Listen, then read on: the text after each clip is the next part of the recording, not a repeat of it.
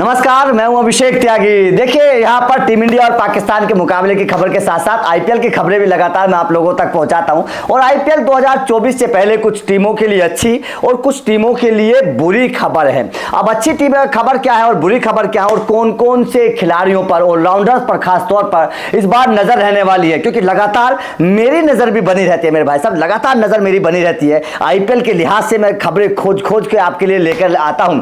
तो सबसे पहले खुशखबरी बता देते हैं। खुशखबरी भाई साहब बड़ी अच्छी है केकेआर के लिए। कमाल की खुशखबरी है केकेआर के लिए, क्योंकि केकेआर को कई लिहाज से देखा जा रहा है। सबसे बड़ी खुशखबरी है कि आप लोगों को पता है कि कैरेबियन प्रीमियर लीग चल रही है, वहां पर मेरी नजर लगातार बनी रहती है। अगर आप लोग नहीं देखते कोई टेंशन नहीं है, आप इस चैनल पर आइए, यहां पर सारी जानकारी आप लोगों को मिलेगी। तो कैरेबियन प्रीमियर लीग में क्या हुआ है कि आंद्रे रसल तूफान मचा रहे हैं, कमाल की बल्लेबाजी कर रहे हैं और एक बेहतर टच नजर आ रहा है रसल के अंदर, जो मतलब जिसकी खोज केकेआर को है पिछले 2 सालों से, क्योंकि रसल का वो फॉर्म नजर नहीं आ रहा था 2 सालों से।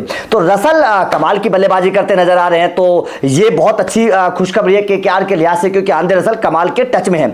उसके बाद में दूसरी जो है वो है सुनील नरेन। भाई साहब, विकेट चटका दिए बंदे ने। हालांकि सुनील नरेन बढ़िया फॉर्म में कैरेबियन प्रीमियर लीग में शुरू से नजर आ रहे हैं, बहुत अच्छी गेंदबाजी कर रहे हैं। तो ये दोनों जो कैरेबियन प्लेयर हैं, ये जाहिर तौर पर भाई साहब केकेआर के लिए बड़े अच्छे संकेत है 2024 के लिए, क्योंकि 2024 में अगर इसी तरीके के ये दोनों खिलाड़ी खेलते रहे तो यकीन मानना केकेआर तूफान मचा देगी मेरे भाई, रेल बना देगी सभी टीमों की केकेआर, ये यकीन मानना। क्योंकि केकेआर को लेकर ये दोनों खिलाड़ी बड़े अहम हैं। इन दोनों खिलाड़ियों के इर्द गिर्द कहीं ना कहीं केकेआर की हार और जीत घूमती है, ये आप लोगों को पता है। तो इसीलिए अगर इन दोनों खिलाड़ियों ने बढ़िया प्रदर्शन 2024 में किया तो ये बेहतर है। उसके बाद में तीसरा संकेत तो आप लोगों को मैं लगातार बताता ही रहता हूं कि श्रेयस अय्यर की वापसी, बेहतर फॉर्म और फिटनेस, ये केकेआर के लिए बड़े अच्छे संकेत है। तो जाहिर तौर पर केकेआर के लिए पॉजिटिव चीज है।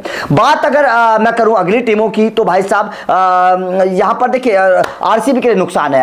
हसरंगा जो है चोटिल हो गए हैं, एशिया कप नहीं खेल पाएंगे। तो सवाल खड़ा होता है मेरे भाई साहब आरसीबी के लिए कि क्या हसरंगा उस तरीके की फॉर्म में आएंगे, क्या हसरंगा उस तरीके से बल्लेबाजी कर पाएंगे, ये बहुत बड़ा सवाल है। क्योंकि गेंदबाजी के तौर पर हसरंगा ने 2023 में कमाल का प्रदर्शन करके दिखाया था, लेकिन एशिया कप से पहले हसरंगा का चोटिल होना, क्योंकि श्रीलंका को झटका लगे हैं, कई सारे गेंदबाज श्रीलंका के बाहर हो गए हैं, कई अच्छे गेंदबाज बाहर हो गए और ये बहुत बड़ा झटका श्रीलंका को एशिया कप से पहले है। तो उसमें नाम हसरंगा का भी। अब हसरंगा चोटिल हो गए हैं, 2024 से पहले कितने फिट होंगे ये देखने वाली बात होगी। उसके मेरे भाई साहब राजस्थान को भी यार मैं परेशान देख रहा हूं, झटका राजस्थान के लिए भी है।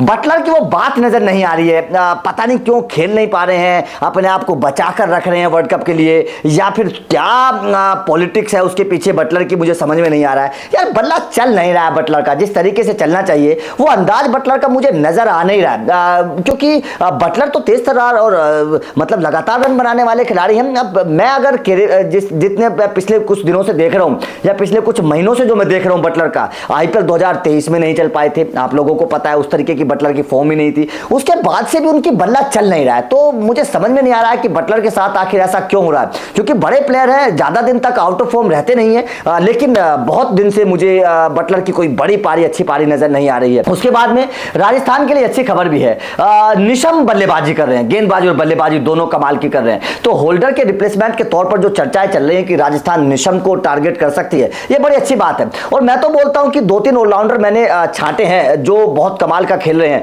जैसे निशम है। निशम के पीछे 2024 में बहुत सारी टीमें जाएंगी, कमाल की गेंदबाजी और बल्लेबाजी कर रहे हैं, बेहतर टच में नजर आ रहे हैं। टॉम करन बहुत अच्छी तरीके से खेल दिखा रहे हैं, तो टॉम करन को बहुत सारी टीमें टारगेट कर सकती हैं, गेंदबाजी भी करते हैं, बल्लेबाजी भी बहुत कमाल की कैरेबियन प्रीमियर लीग में कर रहे हैं और विकेट भी चटका रहे हैं और रन भी बना रहे हैं। तो निशम और टॉम करन, इन दोनों के ऊपर बड़ी नजर रहने वाली है कि इस बार इन दोनों को कौन सी टीमें खरीदेंगी। ये तो बात पक्की है कि शायद इन दोनों को बिकेंगे जरूर, ये दोनों बिकेंगे जरूर, इनको कोई ना कोई टीम खरीदेगी जरूर। वेस्ट इंडीज के कुछ अच्छे खिलाड़ी हैं जो अच्छी फॉर्म में नजर आ रहे हैं और बहुत बेहतर टच में नजर आ रहे हैं, तो उन खिलाड़ियों पर भी लगातार नजर बनी रहेगी। लेकिन सबसे बड़ी जो खुशखबरी है वो केकेआर के लिहाज से है। जाहिर तौर पर जिस तरीके से आंद्रे रसल और सुनील नरेन कर रहे हैं, खेल दिखा रहे हैं, वो बहुत बेहतर और कमाल की मतलब कमाल की बल्लेबाजी और गेंदबाजी करते नजर आ रहे हैं। तो ये केकेआर के लिहाज से बड़ी अच्छी खबर है। आप लोगों का क्या मानना है? जोस बटलर को लेकर मैं आपसे सवाल पूछना चाहता हूं। जिस तरीके से 2023 में नहीं चले, उसके बाद से नहीं चल रहे हैं फ्रेंचाइजीज में,